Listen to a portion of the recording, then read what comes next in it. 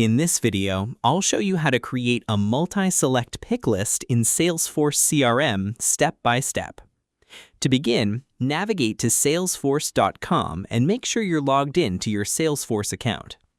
Once you're on the dashboard, click on the gear icon located in the top right corner of the screen. From the available options, select Open Advanced Setup to access the Salesforce administration settings.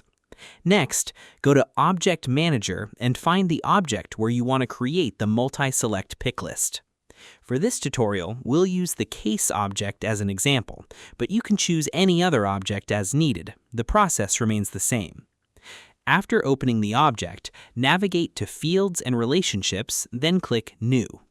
From the available field types, select Multi-Select Pick List and click Next. Now fill in the required details, including the field label, field name, pick list values, and any other necessary settings. Once you've entered the required information, click Next. On the following screen, configure the field level security for the appropriate profiles, and then click Next again. After that, choose the page layouts where you want the new field to appear. Finally, click Save to create your multi-select pick list field. And that's how you can create a multi-select pick list in Salesforce CRM.